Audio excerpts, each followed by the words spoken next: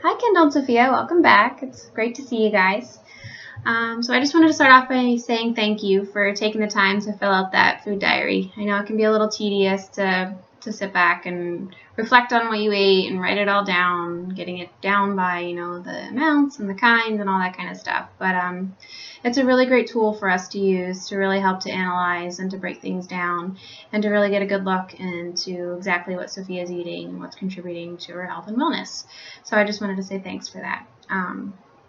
So I just want to start off by kind of addressing why you wanted to come in the first place. And with my understanding is that Sophia is generally a very healthy little girl. She's 3 years old and growing well. Looking at her past medical history, it seems like she's got nothing of significance there, never really had any kind of major illnesses or diseases, never been medicated.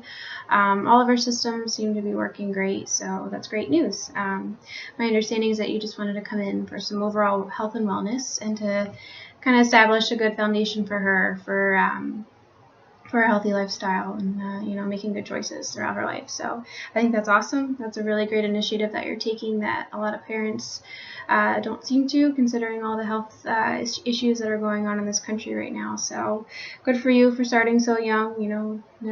It's never too late to start too young. So that's awesome. So looking at this report that I prepared for you, I just wanted to go in and look at what's kind of standard for 3-year-old Sophia's age and within her height and weight. So basically, her target here is between 900 and 1,400 calories is what she needs to be consuming to develop and grow properly. And breaking that down even further, 155 to 224 grams of that need to be from carbohydrates, with 19 of those from fiber. Protein is 13 grams, fat up to 61 grams, and as little saturated fat as possible. Trans fat as well, little as possible. Alpha-linoleic acid, which is your omega-3 fatty acid, should be at 0.7 grams, and your linoleic, which is your omega-6 fatty acid, is at 7 grams, and then as little cholesterol as possible, and then having about 5 cups of water a day. And then it also breaks things down further into individual vitamins and minerals. So all that's really important for kids her age, with all their milestones that they need to be accomplishing and developing. I'm sure you see it every day, things that are typical for 3-year-olds. They're growing pretty quickly, about 2 to 3 inches a year, gaining about 4 to 5 pounds a year. Their vision and balance is improving. All their teeth should be fully developed. This is when they're developing daytime control of their bowel bladder function, and their fine motor skills are developing. So it seems like Sophia is accomplishing all this and having no issues there. So that's great. So let's take a look at her diary that you had sent to me. So what I did is I entered it into this program. It's called ChooseMyPlate.gov. It's a great tool that we use to really break things down. Breaks it down from food groups into individual nutrients, micronutrients and macronutrients, minerals, all that kind of stuff. And it provides these great charts and tables and all that stuff. So it's something you can actually use at home if you like it. It's good for adults, it's good for kids. So it's a really great tool. I really like using it. According to the charts that I printed out, some areas that are in need of improvement with Sophia are, breaking it down by food types. It seems like she's lacking in overall calories, her vegetables, her fruits, and protein. And then things that she's getting too much in is the dairy. And then breaking it down further into nutrients, she's lacking with fiber, linoleic acid, potassium, iron, vitamin D, vitamin E, and choline. So with that being said, I think it's important to address the food groups first, just to try to get the adequate amounts of each thing. And I think that with that, the nutrients will fall into place, and she'll get adequate amounts of that. With a lot of that coming from vegetables. I think it's really important that we incorporate more vegetables into her diet. What I like to tell people is that you want to get as much of variety as you can. It's good to choose vegetables by their color. You want to try to incorporate as many different colors as possible. As bright as possible too. Some of the good colors to look for are your greens, your reds, oranges, yellows, and purples. So with greens, you've got things like broccoli, your dark leafy greens, cucumbers. With reds, tomatoes, red bell peppers are great options. Orange, you've got sweet potato, carrots, peppers again, yellow again with the peppers, sweet corn, and then purple, you've got potatoes,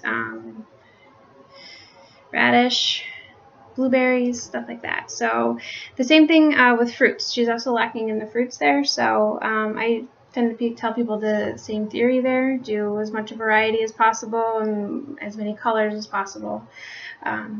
You also want to choose fruits with a low glycemic index, which means that it's basically got it's usually fruits like apples, stuff with high fiber content.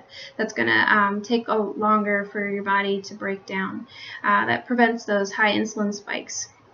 So it just provides kind of like a lower, slower burning fuel for your body, and it gives us better sustaining energy and prevents that insulin independence. So you want to look for things like that. And then proteins she's lacking in, so you want to basically stick to the leaner the proteins, the better. This will reduce the amount of saturated fat and cholesterol that's in her diet.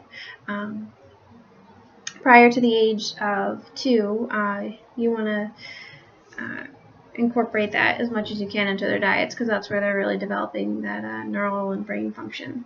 But after 2, you don't need to supplement that as much, because our bodies are actually able to make cholesterol on its own. So we want to choose proteins that are as lean as possible. So fish is a good option. It's got great essential fats in there that are needed, like the alpha-linoleic acids. You've got chicken and beans. I see you do a lot of beans every now and then, so you stick to that. Those are great options. And then with dairy, it looks like she's getting a little too much in that department. With the milk, I know she does have, she's lacking in calories, so it's not a terrible thing that she's still on the whole milk, but maybe as she's incorporating more foods and her calorie intake is going up, you can switch to a lower fat milk. She doesn't need that whole milk anymore for the brain development that younger kids typically need.